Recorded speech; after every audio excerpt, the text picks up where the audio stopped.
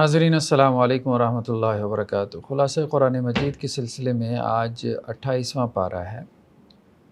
28ویں پارے میں آغاز میں ہی سورہ مجادلہ، اس کے شروع میں ایک واقعے کا تذکرہ ہے کہ ایک صحابی رسول صلی اللہ علیہ وسلم حضرت اوس نے اپنی بیوی خولہ بنت ثعلبہ رضی اللہ عنہا کو غصے میں یہ کہہ دیا کہ تم میرے لیے ایسے ہی حرام ہو جیسے میرے ماں۔ عربوں میں یہ رواج تھا کہ جب کسی بیوی کو اپنے اوپر حرام کرنا ہوتا تھا تو وہ اس کو یوں کہہ دیتے تھے کہ تم مجھ پر میری ماں کی پیٹھ کی طرح حرام ہو۔ تو اب حضرت خولہ جو ہے وہ بڑھاپے میں تھیں، بڑی عمر کی تھیں، تو وہ اللہ کے رسول صلی اللہ علیہ وسلم کے پاس آئیں اور کہنے لگیں کہ میری جوانی جو ہے وہ اپنے شوہر کے ساتھ گزری ہے، تو اب اس نے مجھے جو ہے وہ اپنے لیے ایسے حرام قرار دے دیا ہے جیسے کہ اس کی ماں اس کے لیے حرام ہے، تو آپ مجھے بتائیں کہ میرا کیا حکم ہے۔ رسول اللہ صلی اللہ علیہ وسلم نے فرمایا کہ اس بارے میں ابھی تک مجھ پہ کوئی وحی نازل نہیں ہوئی، اور عرب کا جو دستور ہے اس کے مطابق تو یہ طلاق ہی شمار ہوتی ہے۔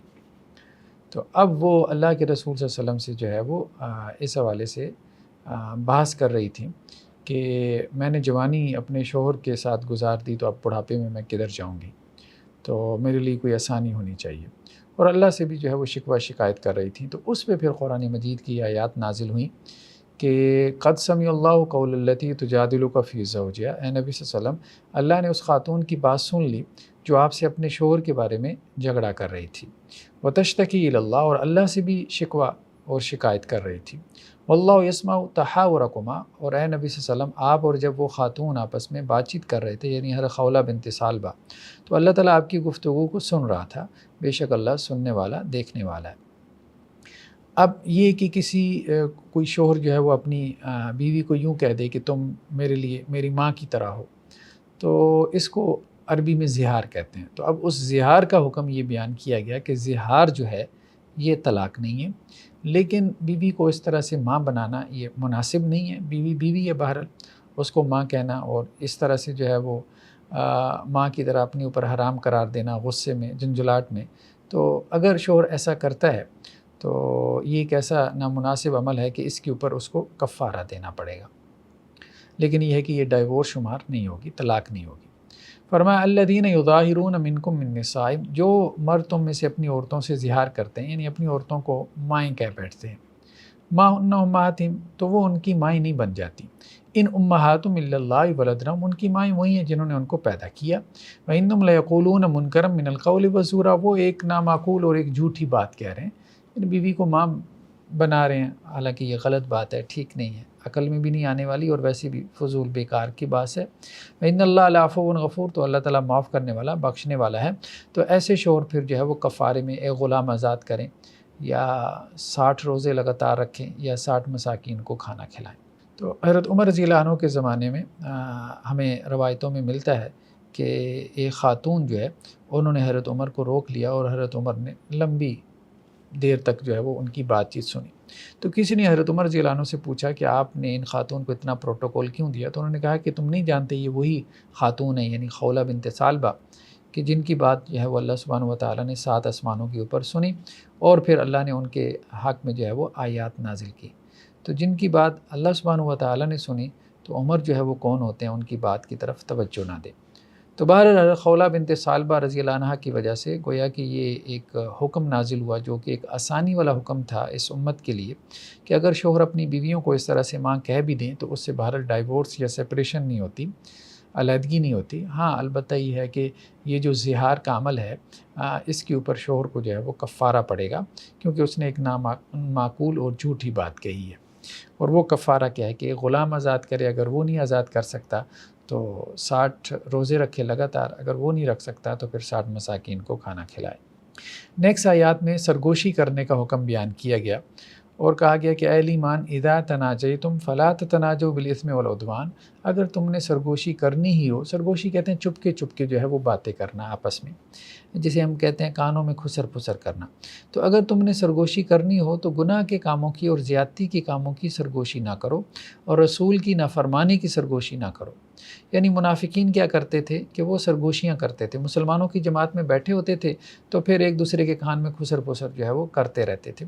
یہ ایسی ہے جیسے کوئی مجمع لگا ہے اور کوئی مولوی صاحب جو ہے وہ خطاب کر رہے ہیں، اب دو لوگ جو ہے وہ مولوی صاحب کے خلاف ہیں اس مسجد میں، تو وہ کانوں میں خسر پسر کر کے اس کے اوپر جو ہے وہ تبصرے کرتے رہتے ہیں۔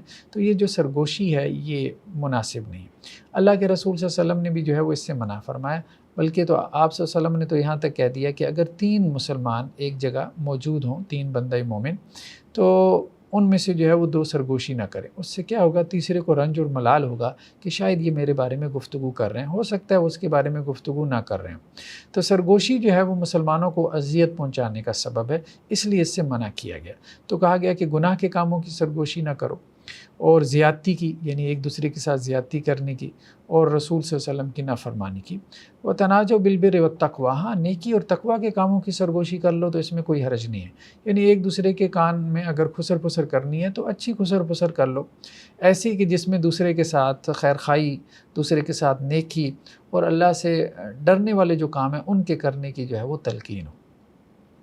جیسے کہیں پہ جو ہے وہ اگر اللہ کے راستے میں خرچ کرنے کا یا صدقے کا حکم دیا جا رہا ہے، جیسا کہ مسجد میں بعض اوقات یا کسی اور مقام پہ، اب ایسے میں ایک شخص جو ہے وہ دوسرے کے کان میں سرگوشی کرتے ہوئے کہتا ہے کہ یار اتنے پیسے میں دے رہا ہوں آپ بھی دے دو، تو یہ نیکی کے کاموں کی سرگوشی، اس میں کوئی حرج نہیں ہے۔ ہاں گناہ کے کاموں کی سرگوشی کرنا تو یہ ممنوع ہے، اس کو حرام قرار دیا گیا۔ واتقوا اللہ الذی الیہ تحشرون، اور اللہ سے ڈرتے رہو کیونکہ اللہ ہی کی طرف تم سب کو جمع کیا جائے۔ تو یہ گویا کہ سرگوشی کرنا ایک سوشل ایول ہے جس کی طرف جو ہے قرآن نے اشارہ کیا کہ اس کو ایول نہ بناؤ، اس کو اپنے لیے خیر کا باعث بناؤ۔ نیکسٹ آیات میں حزب اللہ یعنی اللہ کی جماعت کی صفات بیان کی گئی ہیں۔ اللہ کے رسول صلی اللہ علیہ وسلم نے جب دعوت کا آغاز کیا تو اب ظاہری بات ہے بہت سے لوگ تھے جو آپ صلی اللہ علیہ وسلم کی دعوت پہ لبیک کہہ کے ایمان لے آئے، یہ صحابہ کرام کی جماعت تھی، تو اس کو قرآن مجید جو ہے وہ حزب اللہ کا نام دیتا ہے۔ دوسری طرف جو ہے وہ کافروں کی، مشرکین مکہ کی جماعت تھی جنہوں نے آپ صلی اللہ علیہ وسلم کی دعوت کا انکار کر دیا، اور پھر دونوں کے درمیان جو ہے وہ ہم دیکھتے ہیں کہ بہت سے مارکے بھی ہوئے، یعنی پہلے تو کفار اور مشرکین نے مکہ کے اندر 13 سالہ مکی دور میں مسلمانوں کے اوپر خوب تشدد کیا، لیکن جب مسلمان ہجرت کر کے مدینہ میں چلے گئے اور مدینہ میں ایک اسلامی ریاست قائم ہو گئی تو اب اس کے بعد جو ہے وہ دونوں کے درمیان جنگیں بھی ہوئیں۔ تو یہ حزب اللہ کی جو صفات ہیں کہ اللہ کا جو گروہ ہے، اور دوسری طرف حزب الشیطان یعنی شیطان کا گروہ ہے جو اللہ اور اس کے رسول کے مقابلے میں کھڑا ہے، تو دونوں کی صفات قرآن مجید جو ہے وہ تفصیل سے بیان کرتا ہے۔ تو یہاں پہ حزب اللہ کی جو صفات بیان کی گئی ہیں وہ یہ کہ جو لوگ اللہ اور آخرت کے دن پہ ایمان رکھتے ہیں، تو آپ یہ نہیں دیکھیں گے کہ من حاد اللہ و رسولہ یوادون من حاد اللہ و رسولہ، کہ جو اللہ اور اس کے رسول کا دشمن ہے نا اس سے یہ محبت نہیں رکھیں گے، یعنی اللہ کے جو بندے ہیں نا وہ اللہ اور اس کے رسول کے دشمن سے محبت نہیں رکھیں گے۔ وَلَوْ كَانُوا آبَاءَهُمْ أَوْ أَبْنَاءَهُمْ أَوْ إِخْوَانَهُمْ أَوْ عَشِيرَتَهُمْ، بھلے وہ ان کے باپ ہوں، بیٹے ہوں، بھائی ہوں، ان کے خاندان کے لوگ ہوں، اور یہی وہ لوگ ہیں جن کے دلوں میں اللہ تعالیٰ نے ایمان کو لکھ دیا۔ وَأَيَّدَهُمْ بِرُوحٍ مِّنْهُ، اور یہی وہ لوگ ہیں جن کی اللہ تعالیٰ نے روح القدس کے ذریعے سے مدد فرمائی۔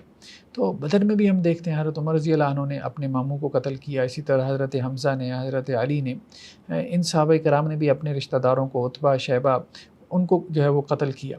تو اسی طرح حضرت ابو عبیدہ اور بہت سے صحابہ کا ہمیں ملتا ہے کہ بدر کے اندر ان کے مد مقابل کون تھے؟ ان کے مد مقابل ان کے اپنے خونی رشتہ دار تھے جو مشرکین مکہ کی طرف سے آئے تھے، اور انہوں نے جو ہے وہ ان کو قتل کیا۔ کیوں؟ کیونکہ ان کی کمٹمنٹ جو ہے وہ اپنے دین کے ساتھ تھی۔ تو اس لیے کہا گیا کہ اللہ اور اس کے رسول کے مقابلے میں اگر ان کے رشتہ دار بھی آ جائیں، ان کے باپ دادا، ان کے بھائی، ان کے خاندان والے بھی آ جائیں، تو وہ ان سے کوئی محبت، کوئی دلی، کوئی قلبی تعلق نہیں رکھتے۔ ان کا دلی اور قلبی تعلق جو ہے وہ اللہ اور اس کے رسول کی بنیاد پر ہے، وہ ان لوگوں سے بھی ہو سکتا ہے کہ جو ان کے خونی رشتہ دار نہیں ہیں۔ تو یہاں پہ اللہ سبحانہ و تعالیٰ نے حزب اللہ کی یہ صفات بیان کرنے کے بعد یہ بات بیان فرمائی کہ ان کا آخرت میں اجر کیا ہے۔ وَيُدْخِلُهُمْ جَنَّاتٍ تَجْرِي مِن تَحْتِهَا الْأَنْهَارُ خَالِدِينَ فِيهَا، ایسی لوگ ہیں جن کو اللہ تعالیٰ ایسے باغات میں داخل کریں گے جن میں وہ ہمیشہ ہمیشہ رہیں گے۔ رضی اللہ عنہ ورضوا عنہ، اللہ ان سے راضی ہو گیا، وہ اللہ سے راضی ہو گیا۔ یعنی ان کی جو ولاء البراء ہوتی ہے، یعنی کسی کے ساتھ ان کا قلبی تعلق ہے وہ اللہ کی بنیاد پہ ہے، کسی کے ساتھ ان کے بغض اور نفرت ہے وہ اللہ کی بنیاد پہ ہے۔ تو یہ حزب اللہ کی صفات ہیں۔ اللہ کی جو جماعت ہے، اللہ کی جماعت کے جو بندے ہیں، ان کا تعلق جو ہے وہ سارا اللہ کی بنیاد پہ گھوم رہا ہوتا ہے۔ اللہ کی وجہ سے وہ کسی کو محبوب بناتے ہیں اور اللہ ہی کی وجہ سے وہ کسی سے نفرت رکھتے ہیں۔ اچھا، بعض اوقات یہ بھی ہوتا ہے کہ شیطان انسان کو دھوکے میں ڈال دیتا ہے۔ کچھ لوگ جو ہے وہ اپنے نفس کے پجاری ہوتے ہیں اور اپنے نفس کی وجہ سے کسی سے بغض کر رہے ہوتے ہیں، اپنے نفس کی وجہ سے کسی سے محبت کر رہے ہوتے ہیں، لیکن وہ اس میں نام اللہ کا لے لیتے ہیں۔ تو یہ ایک دھوکہ ہے جس کے اندر شیطان ڈال دیتا ہے۔ اس دھوکے سے بچنے کی کوشش کرنی چاہیے، کیونکہ ایسے بہت سے لوگ آپ کو اپنے ارد گرد نظر آ جاتے ہیں کہ جو اللہ کے لیے محبت اور نفرت نہیں کر رہے، اللہ کے لیے جو ہے وہ ان کی مودت اور ان کا بغض نہیں ہے، ان کا بغض صاف نظر آ رہا ہوتا ہے کہ وہ اپنے نفس کی وجہ سے ہے، اپنے نفس کی خاطر ہے، لیکن وہ نام جو ہے وہ اللہ کا لے رہے ہوتے ہیں۔ اس سے انسان کو ڈرتے رہنا چاہیے۔ ہاں، جس کا خالصتاً جو ہے، جس کی محبت اور جس کی نفرت خالص اللہ کے لیے جو ہے وہ ہو گئی، تو یہ وہ لوگ ہیں کہ جن سے اللہ راضی ہو گیا، وہ اللہ سے راضی ہو گئے۔ اولئک حزب اللہ، اور یہی اللہ کی جماعت ہے۔ الا ان حزب اللہ هم المفلحون، خبردار اللہ کی جماعت وہی غالب آ کے رہے گی۔ نیکسٹ آیات میں سورہ حشر جو ہے، اس میں بنو نذیر کا تذکرہ ہے۔ اللہ کے رسول صلی اللہ علیہ وسلم جب مائیگریشن کر کے مدینہ میں تشریف لے گئے تو وہاں پہ یہودیوں کے 3 قبیلے آباد تھے، بنو قینقاع، بنو نذیر اور بنو قریظہ۔ سب سے پہلے جو ہے وہ آپ صلی اللہ علیہ وسلم نے ان قبیلوں سے معاہدہ کیا ہے۔ میثاق مدینہ میں بھی یہ لوگ معاہدے میں شامل تھے، یہود بھی جو ہے وہ اس کا ایک فریق تھے۔ تو بنو قینقاع نے پہلے معاہدے کو توڑا تو ان کو جو ہے وہ مدینہ سے نکال دیا گیا۔ پھر دوسرے نمبر پہ جو ہے وہ بنو نذیر نے بدعہدی کی، اپنی جو کمٹمنٹ تھی، اپنا جو معاہدہ تھا اس کو توڑا، تو اللہ کے رسول صلی اللہ علیہ وسلم نے ان کو بھی مدینہ سے نکال دیا۔ تو مدینہ سے نکلنے کے بعد یہ لوگ کچھ خیبر میں جا کے آباد ہو گئے اور کچھ وہاں سے بھی آگے جو ہے وہ اوپر شام کی طرف نکل گئے۔ تو اب جب انہوں نے بدعہدی کی تو اللہ کے رسول صلی اللہ علیہ وسلم نے ان کا محاصرہ کیا، بنو نذیر کی بستیوں کا محاصرہ کیا۔ جب ان کا محاصرہ کیا تو اب یہ ہیبت میں آ گئے، یہ ڈر گئے، خوف میں مبتلا ہو گئے اور انہوں نے جو ہے وہ ہتھیار ڈال دیے، یعنی بغیر جنگ کے مسلمانوں کو فتح ہو گئی۔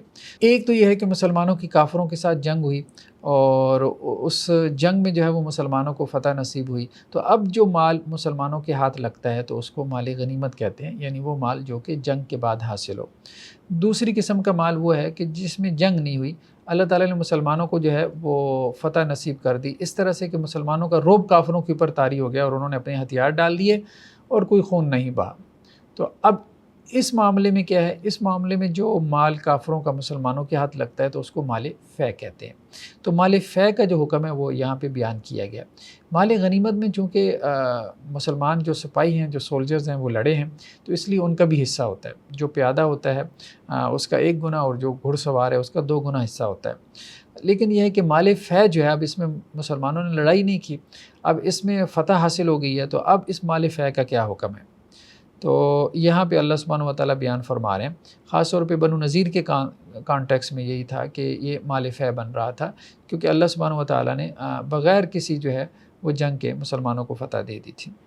ما افاء اللہ علی رسول من اہل القری فللہ وللرسول، کہ جو اللہ سبحانہ و تعالیٰ نے اپنے رسول کے ہاتھ لگوا دیا، بستیوں کا جو بھی مال وہ رسول کے ہاتھ لگ گیا، تو وہ کس کے لیے؟ فللہ، اللہ کے لیے ہے۔ اللہ سے مراد یعنی بیت اللہ کی نظر ہوگا۔ وللرسول، رسول کے لیے ہے۔ ولذی القربى والیتامى والمساکین وابن السبیل، اور رسول کے رشتہ داروں کے لیے یتیموں، مساکین اور مسافروں کے اوپر خرچ کیا جائے گا۔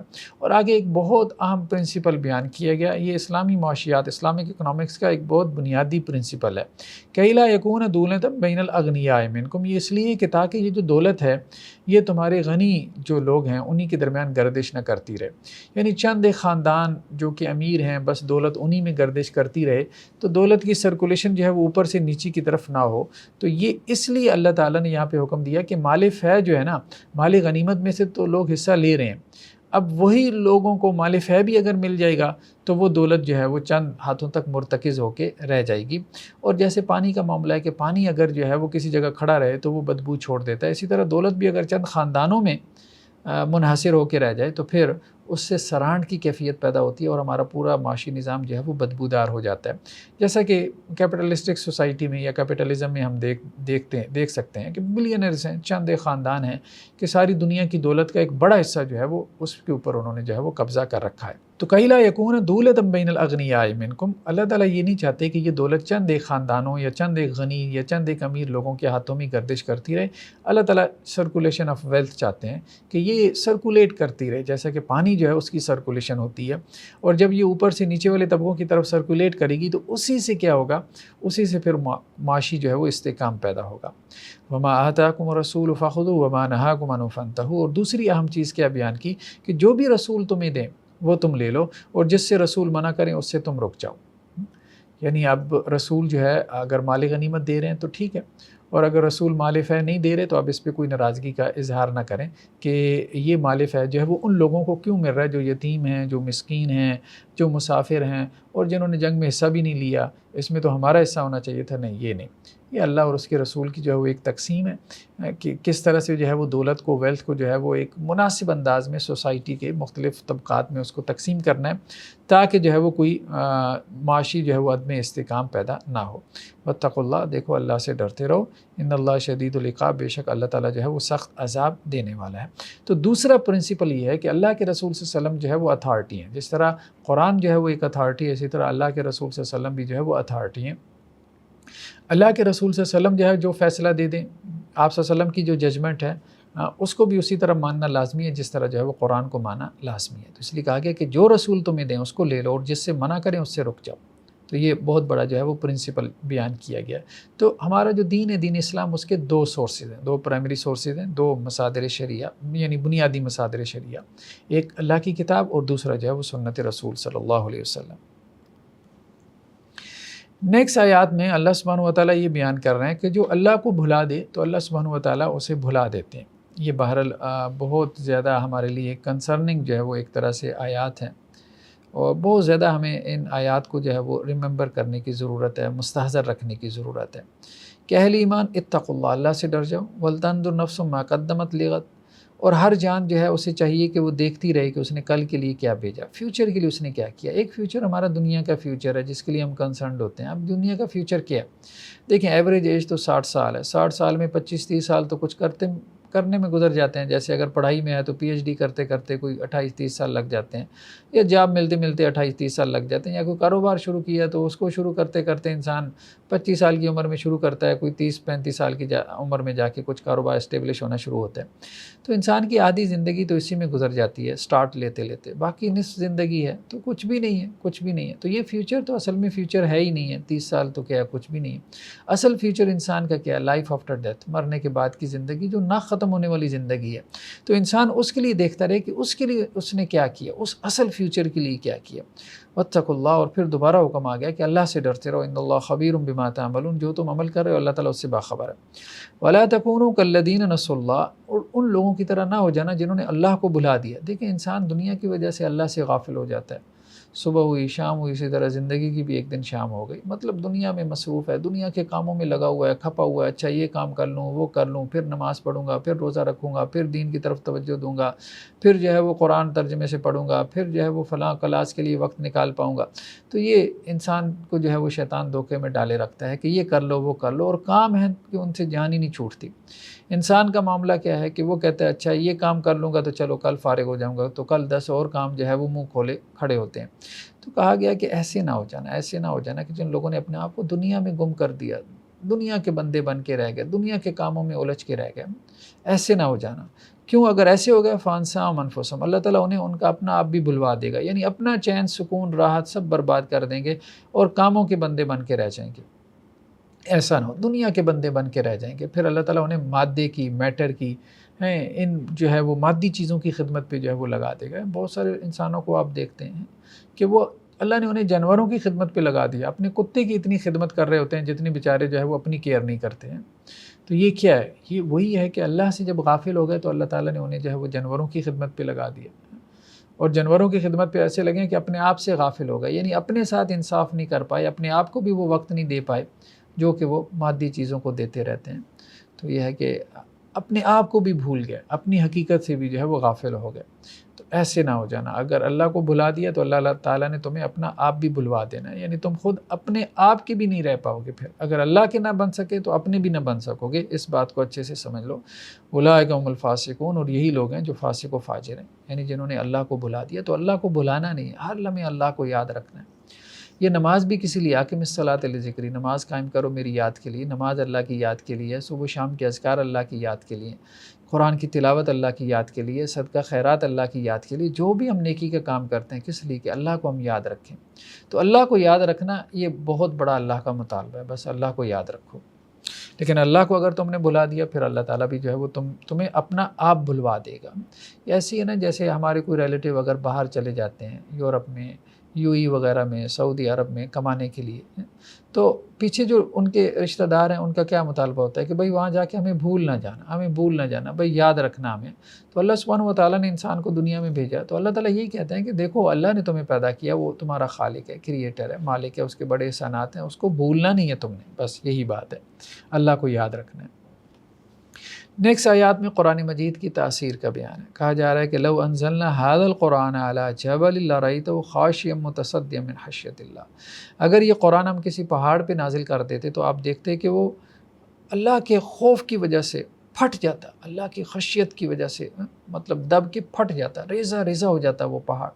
اللہ کے کلام میں، اللہ کا کلام ہے ظاہری بات ہے، اللہ کے کلام میں اثر تو ہوگا، تو اللہ کے کلام میں تو اتنا اثر ہے کہ پہاڑ پہ نازل ہوتا ہے تو پہاڑ جو ہے وہ ریزہ ریزہ ہو جاتا۔ لیکن یہ انسان کا دل ہے، انسان کا دل اتنا سخت ہو جاتا ہے، اتنا سخت ہو جاتا ہے کہ پہاڑوں سے بھی زیادہ سخت ہو جاتا ہے کہ اس کے اوپر وحی نازل ہوتی ہے، اس کے اوپر قرآن پڑھا جاتا ہے، لیکن اس کے اوپر کوئی اثر نہیں ہوتا۔ تو اس لیے قرآن بیسیکلی اس دل پہ اثر کرتا ہے کہ جو دل نرم ہو، جو دل سخت ہو تو اس دل پہ قرآن اثر نہیں کرتا۔ تو جو شخص قرآن سے فائدہ اٹھانا چاہتا ہے، جو یہ چاہتا ہے کہ قرآن اس کے اوپر اثر کرے، جو یہ چاہتا ہے کہ وحی کے جو اثرات ہیں، وحی کی جو برکات ہیں وہ اس کے وجود میں، اس کے رگ و پے میں سمو جائیں اور اس کو فائدہ دیں، تو اسے چاہیے کہ اپنے دل کی جو ہے اس کو نرم رکھے، اپنے دل کی زمین کو نرم کرنے کی کوشش کرے۔ اور دل کو نرم کرنے کے کئی طریقے ہیں، کثرت ذکر، کثرت سے اللہ کا ذکر کرنا ہے، اس سے دل نرم ہو جاتا ہے، خدمت خلق، دوسروں کے کام آنا ہے، اس سے دل نرم ہو جاتا ہے۔ تو یہ ہے کہ اس کے لیے محنت کرنی ہے۔ وَتِلْكَ الْأَمْثَالُ نَضْرِبُهَا لِلنَّاسِ لَعَلَّهُمْ يَتَفَكَّرُونَ، اور یہ مثالیں ہم ان کو لوگوں کے لیے بیان کرتے ہیں شاید کہ وہ غور و فکر کریں، مطلب لوگ ان مثالوں میں سوچیں، ان مثالوں میں سوچ کے پھر اپنی اصلاح کریں۔ تو اللہ تعالیٰ یہ انسانوں کے لیے بیان کرتے ہیں، لیکن انسانوں کا معاملہ یہ ہے کہ وہ اس پہ غور نہیں کرتے۔ نیکسٹ سورہ ممتحنہ ہے۔ سورہ ممتحنہ میں جو ہے وہ حضرت ابراہیم علیہ السلام کا ایک اسوہ بیان ہوا ہے۔ ہم نے کہا تھا کہ قرآن مجید کا ایک بڑا موضوع جو ہے وہ پچھلی قوموں کے احوال و واقعات ہیں، اور وہ احوال و واقعات کس لیے بیان کیے جاتے ہیں، انبیاء کے قصے کیوں بیان کیے جاتے ہیں، تاکہ ہم ان سے رہنمائی لے سکیں اپنی روزمرہ زندگی میں۔ تو کہا جا رہا ہے کہ اے مسلمانوں، قد کانت لکم اسوۃ حسنہ فی ابراہیم والذین معہ، کہ تمہارے لیے حضرت ابراہیم علیہ السلام کی زندگی میں جو ہے وہ ایک بہترین نمونہ، ایک رول ماڈل موجود ہے۔ حضرت ابراہیم تمہارے لیے ایک بہترین رول ماڈل ہے، اور جو حضرت ابراہیم کے ساتھ ایمان لے کے آئے، جو ان کے ساتھی تھے، ان کے حوالے سے بھی تمہارے لیے بہترین رہنمائی موجود ہے۔ جب انہوں نے اپنی قوم کے لوگوں سے کہا انا براء منکم ومما تعبدون من دون اللہ، کہ ہم تم سے بری و ذمہ ہیں اور جن کی تم اللہ کے علاوہ عبادت کرتے ہو ان سے بھی ہم بری و ذمہ ہیں۔ کفرنا بکم، ہم نے تمہارا کفر کیا، وبدا بیننا وبینکم العداوۃ والبغضاء ابدا حتی تؤمنوا باللہ وحدہ، جب تم اللہ وحدہ لا شریک پہ ایمان نہیں لاتے اس وقت تک ہمارے اور تمہارے درمیان دشمنی اور عداوت وہ باقی رہے گی۔ تو حضرت ابراہیم نے اور حضرت ابراہیم کے ساتھ جو لوگ ایمان لائے تھے، اب انہوں نے دعوت کے ذریعے سے اپنی قوم کے اوپر کیا کیا، اتمام حجت کر دیا۔ اب اس کے نتیجے میں کیا ہوا، قوم کے لوگ ایمان نہیں لے کے آئے۔ جب ایمان نہیں لے کے آئے تو اب کہا جا رہا ہے کہ اب تو ہم نے دعوت تمہارے تک صحیح معنوں میں پہنچا دیا، ٹھیک ہے، اور ایک مرتبہ نہیں، دو مرتبہ نہیں، مطلب سالہ سال تک جو ہے وہ تم تک ہم دعوت پہنچاتے رہے، اور اس کے باوجود تم نے انکار کی، روش اختیار کی، تو اب ہمارا اور تمہارا کوئی تعلق نہیں، اب ہمارے اور تمہارے درمیان دشمنی ہے۔ کیونکہ تم اللہ وحدہ لا شریک پہ ایمان نہیں لا رہے، تم اللہ کے ساتھ شریک ٹھہرا رہے ہو۔ تو چونکہ تم اللہ کے ساتھ شریک ٹھہرا رہے ہو، پہلا جو تمہارا حق تھا وہ یہ کہ ہم تمہیں سمجھاتے، تو وہ ہم نے تمہیں سمجھا دیا۔ اب سمجھانے کے باوجود تم صحیح راستے کے اوپر نہیں آ رہے، تو ہمارا اور تمہارا تعلق جو ہے وہ اب بغض اور دشمنی کی بنیاد پہ کھڑا ہے۔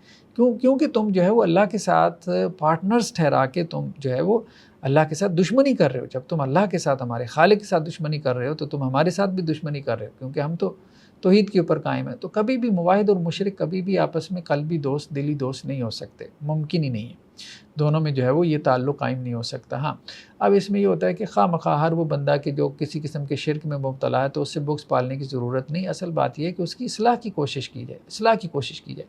حضرت ابراہیم علیہ السلام نے اگر یہ بات کہی ہے یا ان کے ساتھیوں نے، تو انہوں نے تو دہائیوں تک مطلب کتنے جو ہے وہ سال تک جو ہے دعوت دی ہے اپنی قوموں کو. تو نبیوں کا معاملہ یہی ہوتا تھا، 30 سال 40 سال 50 سال 60 70 80 90 سال. اور نوح علیہ السلام کو دیکھیں 950 سال تک دعوت دیتے رہے. تو بھائی کچھ تو دعوت دیں نا، کچھ تو دعوت دیں. آپ نے تو اس سے بات چیت ہی نہیں کی، اس کو سمجھایا ہی نہیں ہے، اس کا پیچھے ہی نہیں کیا. آپ نے تو مطلب 1 سال تک بھی جو ہے وہ اس کو دعوت نہیں دی ہے. 10 سال تو بہت بڑی بات ہے. تو اب آپ کہتے ہیں جی نہیں میں نے اس سے جو ہے وہ بکس پال کے رکھنا ہے، یہ مناسب نہیں ہے. نبیوں کا معاملہ یہ ہوتا تھا کہ پہلے جو ہے وہ دعوت پہنچاتے تھے، دعوت. تو ممکن حد تک جو ہے وہ اپنی دعوت پہنچاتے رہیں، وہ انکار کریں پھر پہنچائیں، وہ انکار کریں پھر پہنچائیں. تو اس طرح سے لگے رہیں. تو جب آپ دیکھیں کہ آپ نے 15-20 سال جو ہے وہ کہیں دعوت کا کام کر لیا ہے اور 15-20 سال تک جو ہے وہ آپ نے لوگوں کو سمجھایا ہے، صحیح معنوں میں انہیں شرک سے روکنے کی کوشش کی ہے، اب یہ لوگ جو ہے وہ وہاں اس شرک سے جو ہے وہ باز نہیں آئے، تو ٹھیک ہے. اب آپ ان کو کہہ سکتے ہیں کہ جی ہم اللہ کے لیے آپ سے جو ہے وہ بغض رکھتے ہیں، کیونکہ موحد اور مشرک کے درمیان جو ہے وہ محبت کا تعلق قائم نہیں ہو سکتا. لیکن اس سے پہلے جو ہے وہ جلدی کرنا بہرحال وہ مناسب نہیں ہے کہ دعوت کا فریضہ سر انجام نہ دیں. کوتاہی اپنی ہو کہ دعوت کو اللہ تعالیٰ نے فرض قرار دیا ہے، مواحد کے اوپر فرض ہے کہ وہ جو لوگ شرک میں مبتلا ہیں ان کو توحید کی دعوت دے. تو اب یہ اپنا فریضہ تو سر انجام نہیں دیا، فتویٰ لگانا اس کو آسان لگا، تو وہ جو ہے وہ فتوے کے راستے پہ چل پڑا. فتوے میں اور انذار میں فرق ہے. انذار کرنے میں کوئی حرج نہیں ہے، کہ لوگوں کو ڈرانے میں کوئی حرج نہیں، آخرت سے ڈرانا، ٹھیک ہے، شرک کی جو ہے وہ تباہ کاریوں سے ڈرانا، شرک کے انجام سے ڈرانا، اور ایک یہ ہے کہ اس کو مشرک بنا کے دار اسلام سے خارج کرنا ہے، یہ مناسب نہیں ہے، اس سے رکنا چاہیے. تو حضرت ابراہیم علیہ السلام کا قول کیا تھا، لا استغفرن لک وما املک لک من اللہ من شیء. حضرت ابراہیم نے اپنے والد سے کہا تھا، اور حضرت ابراہیم کے والد جو ہے وہ بت پرست تھے، بتوں کی پوجا کرتے تھے. تو حضرت ابراہیم نے انہیں کہا تھا کہ میں آپ سے آپ کے لیے جو ہے وہ اپنے رب سے استغفار کروں گا، اور اللہ کے مقابلے میں آپ کو کچھ کام نہیں آ سکتا. تو حضرت ابراہیم علیہ السلام کا یہ جو کہنا تھا، یہ جو استغفار کرنا تھا، قرآن یہ کہہ رہا ہے کہ یہ ایک ایکسیپشنل کیس ہے. تو اگر تمہارے ریلیٹیوز میں ان کا شرک جو ہے وہ واضح ہو اور تم نے خوب اچھے طریقے سے ان کو سمجھا دیا ہو، ٹھیک ہے، کہ انہوں نے شرک نہیں کرنا، اور 15-20 سال تم نے ان کو جو ہے وہ دعوت بھی دی ہو، تو اب اس کے باوجود اگر وہ نہ سمجھیں تو پھر جو ہے وہ تم ان سے اعلان برات جو ہے وہ کر سکتے ہو. اور حضرت ابراہیم علیہ السلام کی مثال جو ہے وہ اس حوالے سے بیان نہیں کی جا سکتی کہ انہوں نے اپنے والد کے لیے استغفار کیا تھا، حالانکہ ان کے والد تو بت پرست تھے. تو ہمیں بھی جو ہے وہ اپنے ایسے ریلیٹیوز کے لیے جو کہ مشرک ہوں، صریح شرک میں مبتلا ہوں، تو ہم ان کے لیے جو ہے وہ استغفار کر سکتے ہیں. نہیں، یہ ایک ایکسیپشن تھی. اللہ سبحانہ و تعالیٰ نے حضرت ابراہیم علیہ السلام کے حوالے سے اس کو باقی رکھا. باقی یہ ہے کہ مشرک اگر شرک کے اوپر فوت ہو جائے تو اس کے لیے آپ استغفار کی دعا بھی نہیں کر سکتے، بھلے وہ آپ کا قریبی رشتہ داری کیوں نہ ہو. لیکن اس میں پھر وہی بات ہے کہ آپ نے اس کے اوپر دعوت کا کام کیا تھا، آپ نے اس کو سمجھایا تھا، ایک عرصے تک آپ اس کو دعوت دیتے رہے تھے. نیکسٹ آیات میں اللہ سبحانہ و تعالیٰ جو ہے وہ کفار کی 2 قسمیں بیان کر رہے ہیں. ایک وہ ہیں کہ جو مسلمانوں سے لڑائی کرنے والے ہیں، میدان جنگ میں آ کے مسلمانوں کو جو ہے وہ قتل کرنے والے ہیں، مسلمانوں کے اوپر ظلم ڈالنے والے ہیں. ایک کافر وہ ہیں جو ظالم ہیں، اور جنگی کافر جنہیں ہم کہتے ہیں، یا حرب عربی زبان میں جو ہے وہ جنگ کو کہتے ہیں. تو ایک تو حربی کافر ہیں، اور دوسرے فقہ میں ان کو کہتے ہیں جی غیر حربی کافر، یعنی وہ جو سویلینز ہیں، جو مسلمانوں کے ساتھ حالت جنگ میں نہیں ہیں. دونوں کے احکامات مختلف ہیں. تو کہا جا رہا ہے کہ اے مسلمانوں، وہ کافر جنہوں نے تم سے قتال نہیں کیا، یعنی دین کے معاملے میں وہ تم سے لڑائی نہیں کرتے، تمہارے دین پہ کوئی تان نہیں کرتے، اور اے مسلمانوں وہ کافر جنہوں نے تمہیں تمہارے گھروں سے نہیں نکالا، تو ان سے تم اگر کوئی نیکی کر لو تو اللہ تعالیٰ تمہیں اس سے نہیں روکتا. یعنی سویلین سے نیکی کی جا سکتی ہے، کافروں کے ساتھ بھی آپ نیکی کر سکتے ہیں، بشرطے کہ وہ کافر جو ہے وہ جنگی نہ ہوں، وہ مسلمانوں پہ ظلم نہ کرنے والے ہوں. سارے کافر ایک جیسے نہیں ہیں، دیکھیں سارے کافر ایک جیسے نہیں ہیں. میجورٹی کافروں کی ایسی ہوتی ہے کہ جو سویلینز میں ہوتے ہیں وہ مسلمانوں کے خلاف نہیں ہوتے، لیکن کچھ ایسے بھی ہوتے ہیں جو مسلمانوں سے بغض اور نفرت رکھتے ہیں اور مسلمانوں کو نقصان پہنچانے کا کوئی موقع جو ہے وہ ہاتھ سے جانے نہیں دیتے. تو یہ ہے. تو ایسے مسلمان ہیں جو مسلمانوں کو سے جو ہے وہ ہیٹ کرتے ہیں، مطلب جسے کہتے ہیں ہیٹ سپیچ، اور اس قسم کے جو ہے وہ مسلمانوں کے خلاف وائلنس میں جو ہے وہ ملوث ہیں. تو ایسے کافروں کے ساتھ اللہ تعالیٰ منع کرتا ہے کہ تم جو ہے وہ کوئی دلی تعلق رکھو یا ان کے ساتھ کوئی دوستی کا تعلق رکھو. تو اللہ تعالیٰ کہہ رہے ہیں کہ دیکھو اللہ تعالیٰ تمہیں منع کر رہا ہے کہ جن کافروں نے تم سے دین کے حوالے سے، دین کے نام پہ جنگ کی، وَأَخْرَجُوكُم مِّن دِيَارِكُمْ، اور تمہیں تمہارے گھروں سے نکال دیا، وَظَاهَرُوا عَلَىٰ إِخْرَاجِكُمْ، اور تمہارے نکلنے پہ کیا ہے، نکالنے پہ دوسروں کی مدد بھی کی، ٹھیک ہے، أَن تَوَلَّوْهُمْ، تو ایسے کافروں سے دوستی رکھنا، اس سے تمہیں اللہ منع کر رہا ہے. اور جس نے ان سے دوستی رکھی ایسے کافروں سے فَأُولَٰئِکُمُ الظَّالِمُونَ، تو وہی لوگ ظالم ہیں۔ تو کافر دو قسم کے ہیں، ایک وہ ہیں جو ظالم ہیں، تو ایسے کافروں کے ساتھ دوستی رکھنے والا مسلمان وہ بھی ظالم ہے، اس کا بھی وہی حکم ہے جو ان کافروں کا حکم ہے، ٹھیک ہے۔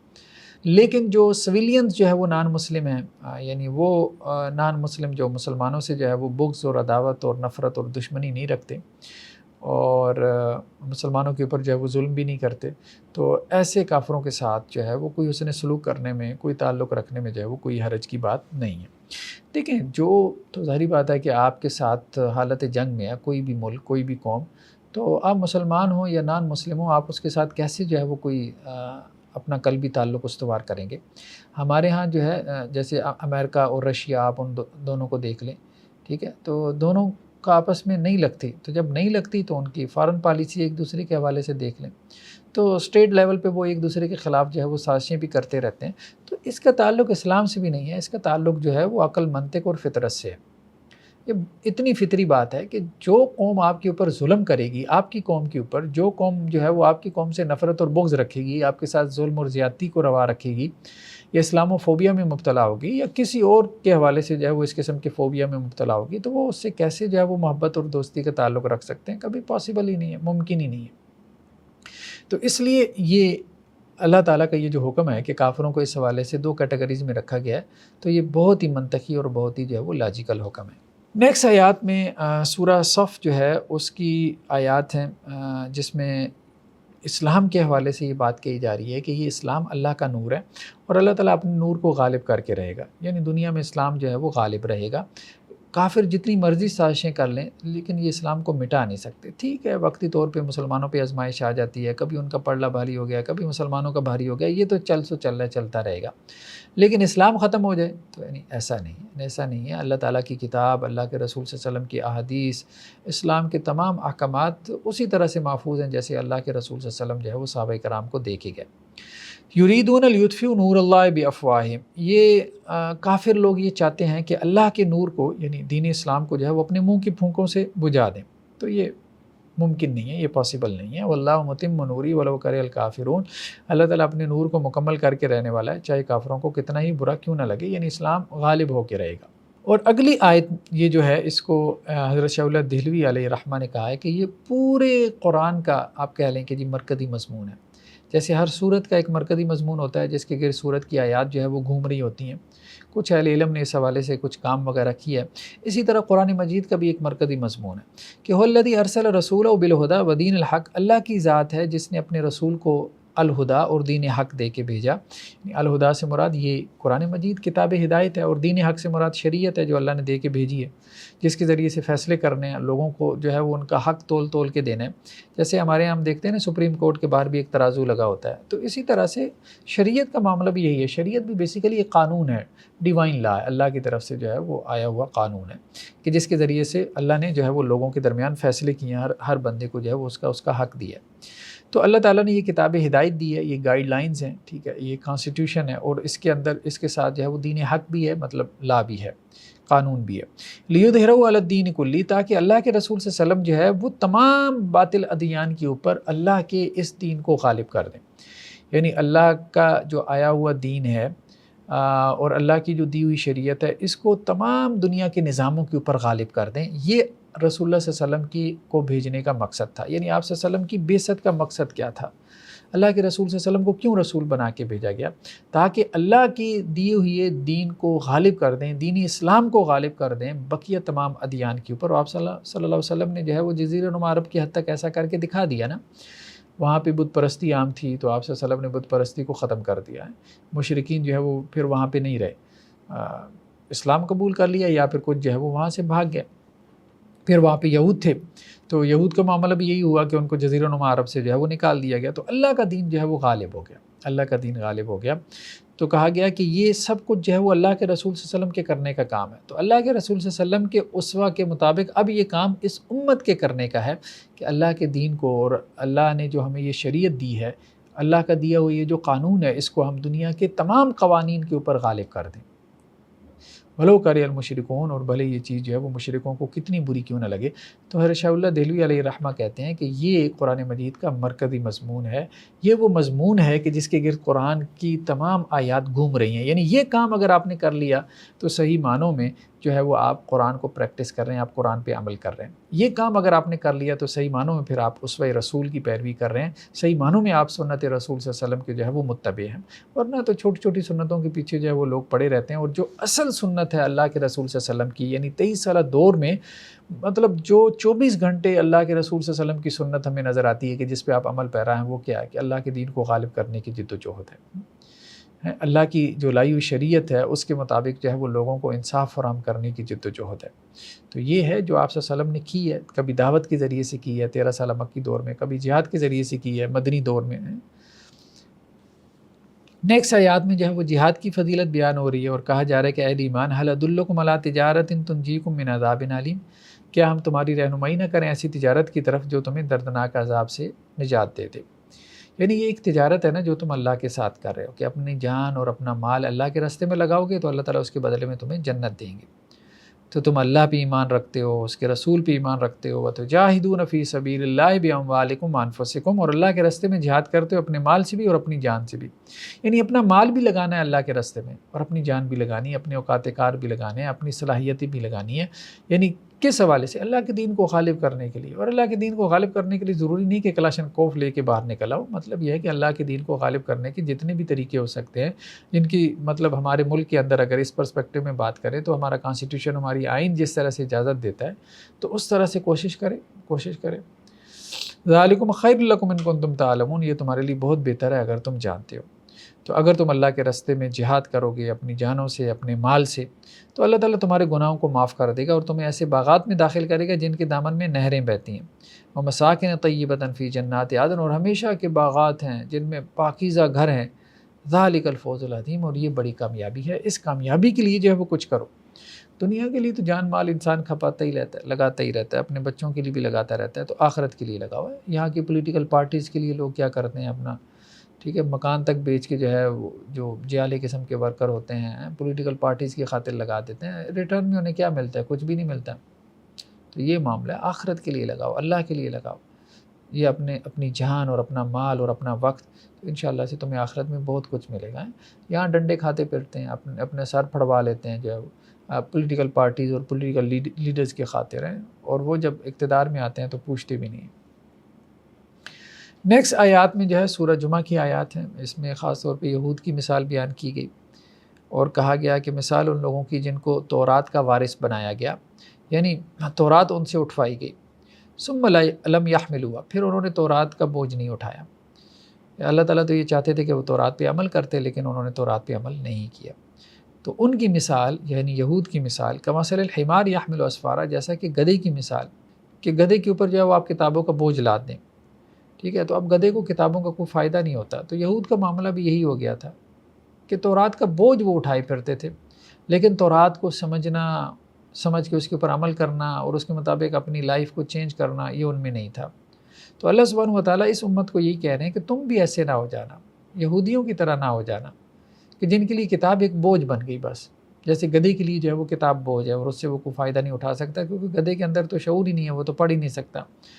تو ایسے تم بھی نہ ہو جانا کہ یہ قرآن مجید تمہارے لیے ایک بوجھ بن جائے، تم نہ اس کو پڑھو، نہ سمجھو، نہ اس کے اوپر عمل کرو، نہ اس کو پریکٹس میں لے کے آؤ، ایسے نہیں۔ بئس مثل القوم الذین کذبوا بآیات اللہ، تو بری ہے مثال اس قوم کی جنہوں نے اللہ کی آیات کو جھٹلا دیا۔ اب یہود نے تورات کا انکار نہیں کیا تھا، بیسیکلی یہ جو تکذیب انہوں نے کی تھی یہ عملاً تکذیب تھی، قولی تکذیب نہیں تھی، یعنی زبان سے انکار نہیں کرتے تھے، تورات تو وہ پڑھتے پڑھاتے تھے، سامنے کھول کے بیٹھے ہوتے تھے، اصل میں تو تورات پہ عمل نہیں کرتے تھے۔ تو اس کو قرآن نے کہا کہ انہوں نے اللہ کی آیات کو جھٹلا دیا، کس طرح سے؟ اپنے عمل سے جھٹلا دیا۔ تو یہ بہت ہی بری قوم تھی۔ تو ایسی بری قوم تم بھی مت بن جانا ہے کہ قرآن مجید کو برکت کے لیے تو پڑھتے رہو، لیکن عمل کرنے کی باری آئے تو پھر دنیا کا قانون، عمل کرنے کی باری آئے تو پھر اپنی خواہش نفس، عمل کرنے کی باری آئے تو پھر سوسائٹی سب سے آگے، عمل کرنے کی باری آئے تو پھر اپنے رشتہ دار اور شیطان جو ہے وہ آگے آگے، ایسا نہیں۔ واللہ لا یہدی القوم الظالمین، اللہ تعالیٰ ایسے ظالموں کو پھر ہدایت نہیں دیتا۔ نیکسٹ جو ہے سورہ منافقون کی آخر کی آیات ہیں، جس میں اللہ سبحانہ و تعالیٰ یہ کہہ رہے ہیں کہ یہ دنیا کی زندگی مہلت ہے، آپ یوں سمجھ لیں کہ ہر کسی کا ایک ویزا لگا ہوا ہے کسی کا 2 سال کا، کسی کا 4، کسی کا 15، 20، 50، 60، 70 سال کا ویزا لگا ہوا ہے۔ جیسی اس کی مدت ختم ہوتی ہے تو اس کو یہاں دنیا سے جو ہے ڈیپورٹ کر دیا جاتا ہے واپس جہاں سے وہ آیا، ٹھیک ہے؟ تو آسمانوں سے آیا تو وہیں چلا جائے گا۔ تو اللہ سبحانہ و تعالیٰ یہ کہہ رہے ہیں کہ یہاں پہ دنیا میں جو تمہارے پاس تھوڑا بہت وقت ہے تو اب تمہیں آزمائش کے لیے بھیجا گیا ہے، تو اس میں کوئی نیکی کر لو۔ ہاں، جب شرطے آ جائیں گے، پولیس والے آ جائیں گے، یعنی اللہ کی طرف سے جو ہے وہ فرشتے آ جائیں گے تمہیں یہ بتانے کے لیے کہ تمہارا ٹائم ختم ہو گیا، ویزا جو ہے اس کا ٹائم ختم ہو گیا، اب اس وقت تم یہ چاہو کہ میں یہ کر لوں وہ کر لوں، تو نہیں، اب نہیں۔ یہ ایسی ہے کہ تم وہاں کمانے کے لیے گئے تھے تو عیاشی کرتے رہے، لیکن جب ٹائم ختم ہو گیا، تمہارا ویزا واپس آنے کی بات ہوئی، تو تم نے کہا کہ نہیں، ابھی میں تھوڑی سی محنت کر لیتا ہوں، کوئی مجھے 1 آدھ ہفتہ دے دو کہ میں کچھ کما کے اپنے گھر والوں کے لیے واپس لے جاؤں۔ تو یہ نہیں، ایسا نہیں ہوگا۔ تو اللہ سبحانہ و تعالیٰ یہ کہہ رہے ہیں کہ اہل ایمان، لا تلہکم اموالکم ولا اولادکم عن ذکر اللہ، تمہارے مال، تمہاری اولاد تمہیں اللہ کی یاد سے غافل نہ کر دیں۔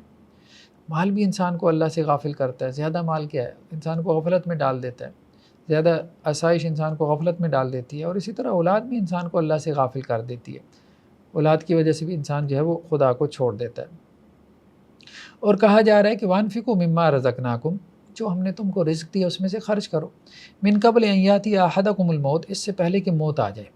موت آنے سے پہلے صدقہ خیرات کر لو، اور کیونکہ جب موت آ جائے گی پھر کیا ہوگا؟ فیقول رب لولا اخرتنی الی اجل قریب، پھر کہے گا کہ اے میرے پروردگار مجھے تھوڑی سی مہلت دے دے، تھوڑی سی مہلت، فاصدق، کہ میں صدقہ کروں، واکم من الصالحین، اور نیک لوگوں میں سے ہو جاؤں۔ یعنی جب موت کے فرشتے دیکھ لے گا تو پھر کہے گا کہ یا اللہ اتنا ٹائم مل جائے کہ وصیت کر جاؤں کہ فلاں مکان، فلاں پلاٹ وہ آپ کے راستے میں دیا، لیکن اس وقت اللہ تعالیٰ کیا کہہ رہے ہیں؟ وَلَن يُؤَخِّرَ اللَّهُ نَفْسًا إِذَا جَاءَ أَجَلُهَا، جب موت مقررہ مدت آ جاتی ہے پھر اللہ تعالیٰ مہلت نہیں دیتے، ایک لمحے کی بھی مہلت نہیں دیتے کہ وہ وصیت ہی کر جائے۔ واللہ خبیر بما تعملون، جو تم عمل کر رہے ہو اللہ تعالیٰ اس سے باخبر ہے۔ اس سے پہلے بھلے چنگے ہو، بس ٹھیک ہے، اس میں جو کام کرنا ہے کر جاؤ، جو نیکی کرنی ہے، جو صدقہ خیرات کرنا ہے۔ موت کے فرشتے نظر آنے کے بعد کوئی مہلت نہیں ملے گی، بس ٹائم تھا، بس ختم ہو گیا بس۔ نیکسٹ آیات میں اللہ سبحانہ و تعالیٰ سورۃ تغابن کی آیات ہیں، بیان فرما رہے ہیں کہ تمہاری بعض جو بیویاں ہیں یا بعض جو تمہاری اولاد ہے وہ تمہارے لیے دشمن ہو سکتی ہے۔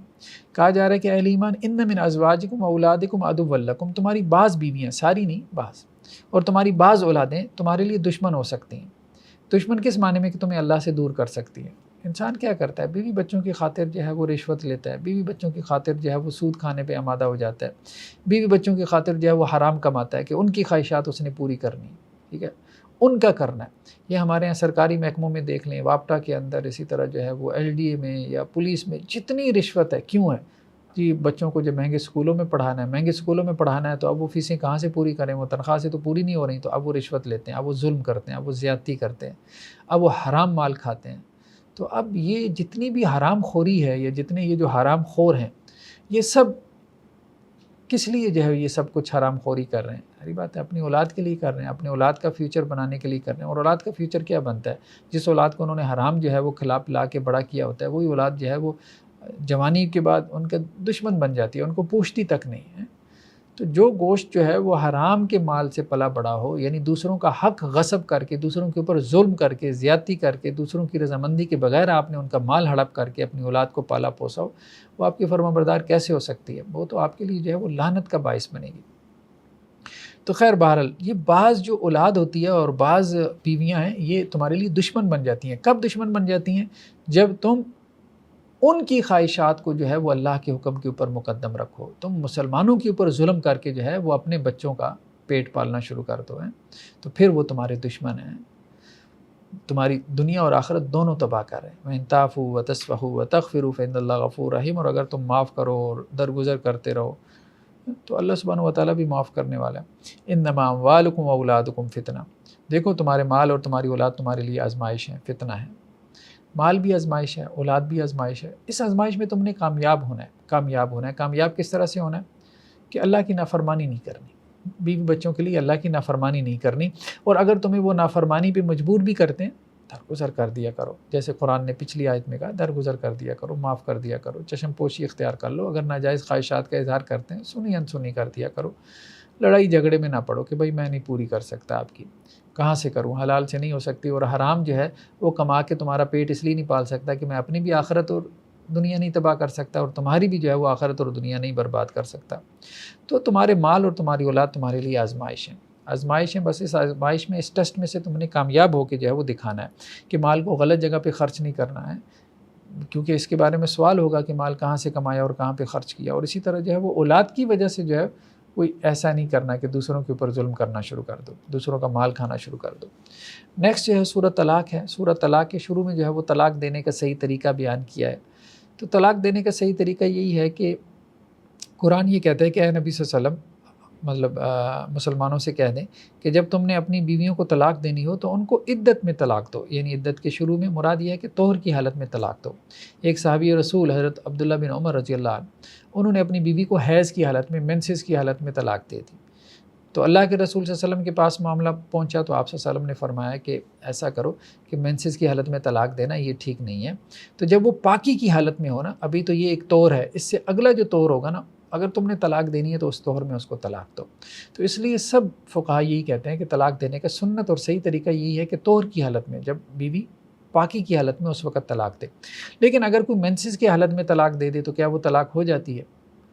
تو اگرچہ قرآن نے بھی یہی کہا ہے کہ طلاق اس وقت میں دو جو کہ پاکی کی حالت ہے، جو طہر کی حالت ہے.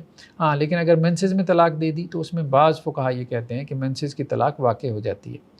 عام طور پہ فقہا کا یہی موقف ہے، یعنی میجورٹی آف اسکالرس کا، کہ مینسز کی طلاق واقع ہو جاتی ہے. لیکن بعض فقہا کا کہنا یہ ہے کہ نہیں، مینسز کی طلاق جو ہے وہ واقع نہیں ہوتی. اس میں کچھ سعودی علماء بھی ہیں، کچھ حنبلی سلفی علماء بھی ہیں، اور ہمارے یہاں کچھ اہل حدیث علماء بھی ہیں جو یہ فتویٰ دیتے ہیں کہ مینسز میں جو طلاق ہے وہ واقعی بھی نہیں ہوتی. لیکن یہ ہے کہ انسان جو ہے مینسز میں طلاق دے، جانتے بوجھتے طلاق دے، تو اس پہ وہ گناہ گار ضرور ہوگا. نیکسٹ آیات میں اللہ سبحانہ و تعالیٰ یہ کہہ رہے ہیں کہ بعض اوقات یہ ہوتا ہے کہ میاں بیوی ان کے اپنے آپس کے لڑائی جھگڑوں کی وجہ سے سیپریشن تک، علیحدگی تک جو ہے وہ معاملہ پہنچ جاتا ہے. ٹھیک ہے، تو اس میں اللہ سبحانہ و تعالیٰ کہتے ہیں کہ بعض اوقات انسان کے لیے ایک بہت پینفل سی سچویشن بن جاتی ہے. یعنی گھر بس بھی نہ رہا ہو، گھر ٹوٹ بھی نہ رہا ہو، تو دونوں جو ہے وہ ایک مینٹل النس کا شکار ہو جاتے ہیں میاں بیوی. اس میں اگر وہ اللہ سے ڈرنے والے ہوں گے نا، اللہ سے جو ہے وہ ڈرتے ہوئے آپس میں علیحدگی کا معاملہ کریں گے، تو اللہ تعالیٰ ان کے لیے راستے جو ہے وہ کھول دے گا. تو کہا جا رہا ہے کہ دیکھو، اگر تم نے اپنی بیوی کو طلاق دے دی، ایک طلاق دے دی، طلاق تو ویسے 3 مرتبہ ہے، تو 3 مرتبہ طلاق ایک ساتھ نہیں دینی. ایک ساتھ 3 مرتبہ طلاق دینا یہ شریعت کے ساتھ کھیلنا ہے، اس سے منع کیا گیا. اب ہمارے یہاں جہالت ہے، ناواقفیت ہے، لوگ اس طرح سے جو ہے وہ ایک ہی مرتبہ جیسے کلاشنکوف کا برسٹ ہے وہ مارنا ہے اور طلاق طلاق طلاق دے کے فارغ کر دیتے ہیں. نہیں، ایسے نہیں ہے. ایک وقت میں ایک ہی طلاق ہے، وہ بھی پاکی کی حالت میں دینی ہے. نیکسٹ دینی ہے تو کم از کم 1 مہینے کے وقفے کے بعد، پھر تیسری دینی ہے تو پھر کم از کم 1 مہینے کے وقفے کے بعد، تاکہ اگر کوئی وقتی غصہ ہے تو مطلب ٹھہراؤ میں انسان سکون میں آ جائے. اور یہ طلاق جو ہے یہ ایک شعوری فیصلہ ہو، پوری سوچ سمجھ کے ساتھ. یہ نہیں کہ جذبات میں آ کے وقتی طور پہ لڑائی غصے میں آ کے، یا بیوی نے طلاق مانگی، دو مجھے طلاق تو اس کو طلاق دے دی، نہیں، ایسے نہیں. تو کہا جا رہا ہے کہ اگر تم نے اپنی بیوی کو طلاق دے دی ہے، ایک طلاق دی اور ان کی عدت جو ہے وہ پوری ہونے کو ہے، اور عدت کیا ہے؟ 3 ٹائم پیریڈز ہے. فامسکوہن بمعروف او فارقوہن بمعروف. تو اب کیا کرو؟ ان کو بھلے طریقے سے روک لو یا بھلے طریقے سے ان کو رخصت کر دو. ٹھیک ہے، مطلب 3 ٹائم پیریڈ، 3 مرتبہ مینسز آ جائیں بیوی کو جو ہے طلاق دینے کے بعد. تو ایک اگر طلاق دی ہے تو 3 مرتبہ مینسز آ گیا، تو اب اگر تم نے رجوع نہیں کیا تو وہ تم سے علیحدہ ہو گئی، بس کافی ہے. آگے وہ چاہے تو کسی اور سے نکاح کر لے، بھلے چاہے تو تم سے دوبارہ نکاح کر لے. تو ایک طلاق کے ذریعے علیحدگی یہ مناسب طریقہ ہے علیحدگی کا، کہ اس میں دوبارہ جو ہے وہ شوہر کی طرف نکاح کے ذریعے واپس آنے کی گنجائش باقی رہتی ہے. 3 طلاق دے کے علیحدگی کوئی ضروری نہیں ہے. ہمارے یہاں لوگ یہ سمجھتے ہیں کہ جب تک 3 طلاق نہ دینا تو جیسے طلاق باقی نہیں ہوتی. نہیں، ایک طلاق دینے سے بھی طلاق ہو جاتی ہے. عدت کے اندر رجوع کر لیں تو ٹھیک ہے، وہ آپ کی بیوی ہوتی ہے، لیکن وہ طلاق ویلڈ رہتی ہے، یعنی ایک طلاق ہمیشہ کے لیے شمار ہوگی، کاؤنٹ ہوگی. لیکن اگر عدت کے اندر رجوع نہ کرے اور ایک طلاق دی ہے، یعنی 3 ٹائم پیریڈ گزر جائیں، تو اب وہ میاں بیوی آپس میں علیحدہ ہو جاتے ہیں. تو یہی بات قرآن نے کہی ہے، علیحدہ ہونا ہے تو اچھے سے علیحدہ ہو. کیونکہ لوگ جب علیحدہ ہوتے ہیں تو لڑ جھگڑ کے علیحدہ ہوتے ہیں. اب اس میں ہوتا کیا ہے کہ اب شوہر والے کیا کرتے ہیں جی، بیوی کا جہیز کا سامان دبا کے رکھ لیتے ہیں، اور بیوی والے بھی کیا کرتے ہیں کہ اگر بچے ان کے ہاتھ آ جائیں، مطلب اگر بچے تھے، کوئی خلا ہو گئی، سپریشن ہو گئی، تو اب وہ شوہر کو جو ہے، جو ان بچوں کا باپ ہے، اس کو ان بچوں سے ملنے نہیں دیتے. تو انسان کا معاملہ یہی ہے، دونوں طرف سے جو ہے وہ زیادتیاں ہوتی رہتی ہیں. اس لیے قرآن یہ کہہ رہا ہے کہ دیکھو، سپریشن کے وقت جو ہے وہ اللہ سے ڈرو، اللہ سے ڈرو. ایک دوسرے کے ساتھ ٹھیک ہے سپریشن، جس طرح سے آپس میں ایک فیملی جو ہے وہ تم بنا سکتے تھے، اسی طرح اس فیملی کو توڑ بھی سکتے ہو. نکاح کی بھی اجازت اللہ نے دی ہے، اس کو بھی الاؤ کیا ہے. اللہ تعالیٰ نے ڈائیورس اور سپریشن کی بھی اجازت دی ہے.